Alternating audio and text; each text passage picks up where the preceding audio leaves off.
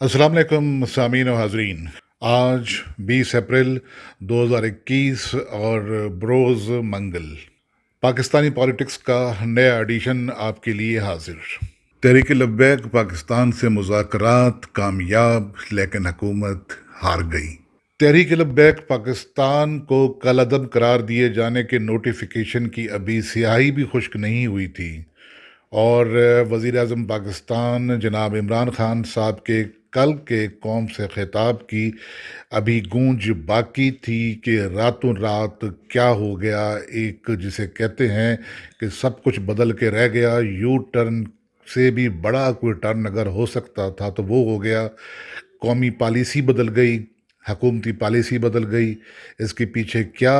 हिकमत अमली है और क्या होने जा रहा है, इस पर मुफस्सल गुफ्तगू से पहले आपसे गुजारिश कि इस चैनल को ज़रूर सब्सक्राइब किया करें, शेयर किया करें और बेल आइकन को प्रेस करें ताकि आने वाले नोटिफिकेशन और एडिशन आप तक पहुंचते रहें। अजीब दास्तां है ये, कहाँ शुरू कहाँ ख़त्म, ये मंजिलें हैं कौन सी, न तुम समझ सके न हम। मुझे 15 अप्रैल 1984 की वो दोपहर याद आ रही है कि जब बुशरा ज़ैदी नाम की एक लड़की अपने सर सैयद कॉलेज से निकली और सड़क पर आते हुए एक बस के नीचे कुचली गई जिसे एक कश्मीरी ड्राइवर चला रहा था, और यहाँ से उस झगड़े का आगाज़ हुआ। बस नज़र आतश की गई, बहुत बड़े हंगामे हुए कराची में। लड़की मुहाजिर थी और ड्राइवर को पश्तून कहकर पश्तून और मुहाजिरों की लड़ाई का आगाज़ हुआ। लेकिन इस लड़ाई के बतन से मुहाजिर कौमी मूवमेंट नामी एक तंजीम ने जन्म लिया जो सियासी पार्टी भी बनी, और फिर मुहाजिर कौमी मूवमेंट से यानी वो बनी मुत्तहिदा कौमी मूवमेंट, और उसका नाम MQM वही रहा। और उसके बाद जो हुआ वो इस मुल्क की तारीख़ है। जो कराची में हुआ पूरे पाकिस्तान में हुआ, और किस तरीके से वो जिन लोगों को सामने लाया गया था मुहाजिर कौमी मूवमेंट बनाने के लिए, वो जो उसकी लीडरशिप थी, अब वो किस साल में है और इस दौरान कराची के लोगों पे क्या गुजरा, ये सभी लोग जानते हैं। अब भी कोई मसला नहीं था।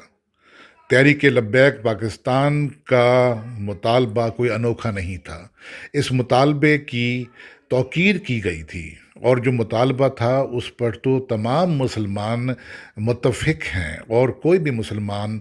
नामूस रिसालत सल्लल्लाहु अलैहि वसल्लम से रूगर्दानी का तसव्वुर भी नहीं कर सकता। उस एक मुतालबे को जिस तरह मुतनाज़ा बनाया गया, वो एक अजीब दास्तान है। सितंबर में फ्रांस के एक मैगज़ीन ने वो कैरिकेचर छापे, और उस पर तहरीक लब्बैक पाकिस्तान की जो क़यादत थी वो फैज़ाबाद आई, और फिर जो उनसे मुआहदा किया गया जिसमें हमारे बहुत से ज़ुमा शामिल थे, और उन ज़ुमा में जो वज़ीर कानून थे वो भी थे, और वज़ीर दाखिला भी थे, और उन लोगों ने, और वज़ीर मज़हबी अमूर भी थे, उन्होंने मुआहदा किया और तय पाया था कि इस मुतालबे को कौमी असम्बली में पेश किया जाएगा करारदाद की सूरत, और फ़्रांस के सफ़ीर को कौमी असम्बली की राय से मुल्क बदर किया जाएगा। तो फिर ये क्या हुआ?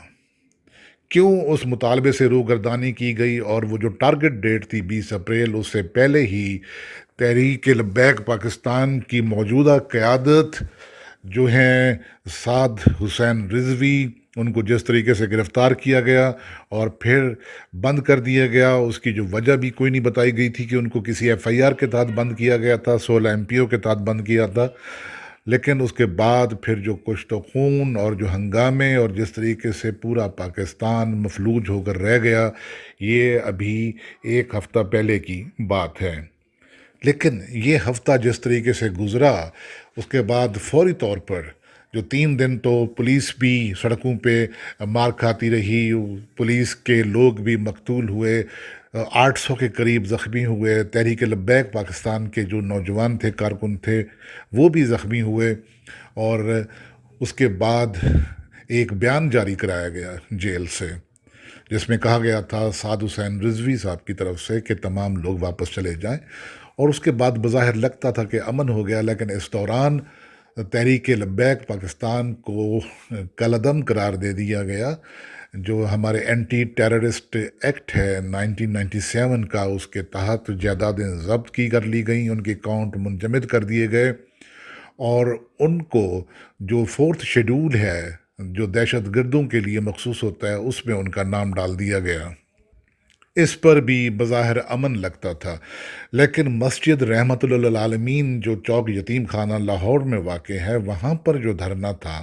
وہ مسلسل چلا آ رہا تھا تحریک لبیک پاکستان کے کارکنوں کا، اور ان کی جو مجلس شورا ہے ان کے اراکین نے اپنے قائد کے اس بیان کو سچ ماننے سے انکار کر دیا تھا، اور ان کا مطالبہ بالکل اپنی جگہ پہ قائم تھا۔ پھر اچانک آپ نے دیکھا کہ کیا ہوا، پولیس کا بیان کہ تھانہ نواں کوٹ پر حملہ کیا گیا، اور تحریک طالبان کے لوگوں کا بیان کہ ان کے پرامن جو ان کا دھرنا تھا اس پہ دھاوا بولا گیا پولیس کی طرف سے اور قانون نافذ کرنے والے اداروں کی طرف سے، اور یوں ان کے کچھ کارکن بھی جاں بحق ہوئے۔ اس پر کل قومی اسمبلی کے اجلاس میں وزیر مذہبی امور بھی آئے اور وزیر داخلہ بھی آئے، لیکن وہ کوئی حکومتی پالیسی واضح طور پر بتانے میں ناکام رہے، حتیٰ کہ کل شام کو وزیر اعظم پاکستان آئے، انہوں نے ایک واضح طور پر پالیسی بیان دیا۔ انہوں نے کہا کہ فرانس کو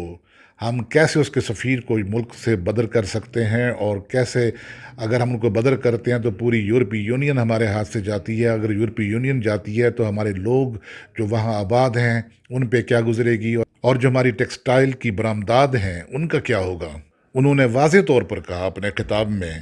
کہ کیا فرانس کے سفیر کو ملک بدر کرنے سے یہ جو توہین کا سلسلہ ہے کیا یہ رک جائے گا؟ اگر ہم آج ایک ملک کو روکیں گے تو کل یہ معاملہ کسی دوسرے ملک میں ہو جائے گا، تو پھر ہم کیا کریں گے؟ تو یوں واضح طور پر حکومت کا ایک پالیسی بیان سامنے آ گیا کہ جس سے پہلے تحریک لبیک پاکستان کو کالعدم قرار دیا جا چکا تھا۔ اس کے بعد یک شام کو کیا ہوا، وہ جو ان سے مذاکرات پہلے کر رہے تھے گورنر پنجاب، اور گورنر پنجاب کے ساتھ تھے پنجاب کے وزیر قانون،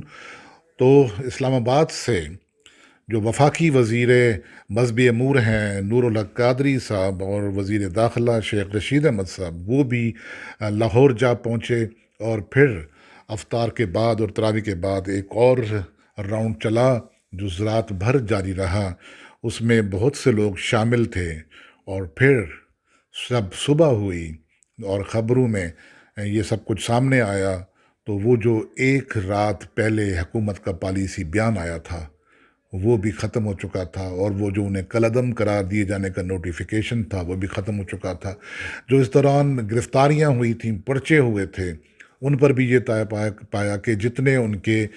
تحریک لبیک پاکستان کے کارکن گرفتار ہوئے تھے 2 سے 2,500 کے درمیان، ان کو بھی رہا کیا جا رہا ہے، اور جو اس کی قیادت ہے سعد حسین رضوی صاحب، ان کو بھی رہا کیا جا رہا ہے۔ ان کے لیے، ان کے استقبال کے لیے 200 من پھول بھی اکٹھے کیے جا رہے ہیں، اور وہ جمع کر لی گئے ہیں ان کا استقبال کرنے کے لیے۔ اور پھر یک جو قومی اسمبلی کا اجلاس کل ملتوی کر دیا گیا تھا جمعرات تک کے لیے، وہ آج دوپہر 3 بجے پھر بلا لیا گیا، اور وہ جو قرارداد تھی وہ اس کے متن پہ قومی اسمبلی کا اجلاس شروع ہونے سے پہلے وزیر اعظم پاکستان نے پارلیمنٹ میں آ کر اس پر غور کیا، اس کی اپروول دی، اور اس طرح ایک جو پرائیویٹ جو رکن قومی اسمبلی ہیں ان کے ذریعے وہ قرارداد قومی اسمبلی میں پیش کر دی گئی۔ پاکستان پیپلز پارٹی نے اس اجلاس سے اس وجہ سے غیر حاضری اختیار کی کہ ان کے مطابق یہ جو معاملہ ہوا ہے، جو مذاکرات ہوئے ہیں تحریک لبیک پاکستان اور حکومت کے درمیان، اور جس طریقے سے اجلاس بلایا گیا ہے، انہیں اعتماد میں نہیں لیا گیا، اس لیے وہ اپنے آپ کو اس سے علیحدہ رکھتے ہیں۔ پہلے پاکستان مسلم لیگ نواز اور جمعیت علماء اسلام فضل الرحمان گروپ بھی اس سے علیحدگی کرنا چاہتا تھا، لیکن وہ اسمبلی میں آ گئے۔ نون لیگ نے یہ نہیں سوچا کہ ان کے اسمبلی میں آنے کے بعد بھی اب پنجاب، خاص طور پر لاہور، ان کے ہاتھ سے نکل چکا ہے۔ شاہد خاقان عباسی اور اسد الرحمان جو ممبر ہیں قومی اسمبلی کے، ان کے خطاب بھی اب تک سامنے آ چکے ہیں۔ انہوں نے اس قرارداد کے بارے میں جو اس کے متن میں کچھ اضافہ، کچھ ترمیمیں کرنے کی بات کی، تو جو وزیر پارلیمانی امور ہیں ہمارے، انہوں نے کہا کہ یہ چونکہ قرارداد آئی ہے ایک پرائیویٹ رکن کی طرف سے، ہم اس میں کوئی ترمیم اور اضافہ نہیں کر سکتے اور بہتر ہوگا کہ کمیٹی بنا دی جائے۔ تو سامعین و ناظرین، جو پاکستان کی خارجہ پالیسی تھی وہ حکومت کے پاس پہلے نہیں تھی، جو داخلہ پالیسی تھی وہ حکومت کے پاس پہلے نہیں تھی، حکومت ان میں بے بس تھی۔ حکومت کی جو مذہبی پالیسی ہے وہ حکومت کے پاس نہیں تھی،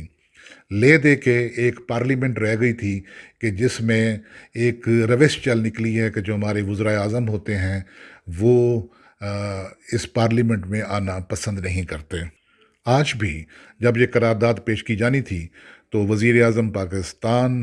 قومی اسمبلی میں تشریف نہیں لائے، اور نہ ہی وہ کل جب پالیسی بیان دینا تھا وہ قومی اسمبلی میں آئے تھے۔ یوں علی مراد صاحب جو وزیر پارلیمانی امور ہیں، ان کی بے بسی دیکھ کر کے وہ اس قرارداد میں کچھ بھی ترمیم اضافہ نہیں کر سکتے،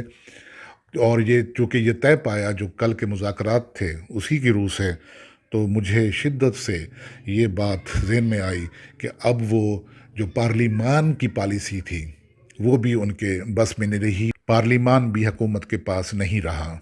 اب تو یوں لگتا ہے کہ ہماری خارجہ پالیسی، ہماری داخلہ پالیسی اور ہمارے لیے پارلیمنٹ، یہ تمام کی تمام جا چکی ہے تحریک لبیک پاکستان کے پاس۔ اور اب دیکھیے کہ آنے والے دنوں میں کیا آج سے ہی پنجاب، خاص طور پر لاہور میں تمام سیاسی پارٹیوں کا نون لیگ سمیت صفایا ہو چکا ہے، اور آنے والا الیکشن اگر کسی جماعت نے جیتنا ہے تو وہ جماعت تحریک لبیک پاکستان ہوگی، اور جو لاہور کی وزارت اعلیٰ، میں پنجاب کی وزارت اعلیٰ کی بات نہیں کر رہا، لاہور کی وزارت اعلیٰ اگر کسی کے پاس ہوگی تو وہ تحریک لبیک پاکستان ہوگی۔ آج کی اس موو نے کہ جس طریقے سے گورنمنٹ نے یو ٹرن لیا ہے اور اب راتوں رات اس کی پالیسی بدل گئی ہے، تو اب عملی طور پر جو پنجاب کے تمام تر معاملات ہیں وہ تحریک لبیک پاکستان کے پاس جا چکے ہیں۔ ہمارا ملک خدا کرے سلامت رہے، یہ تمام تر دعائیں ہماری اپنے ملک کے لیے۔ اس کے ساتھ ہی اجازت دیجیے آج کا ایڈیشن ختم کرنے کی۔ خدا حافظ۔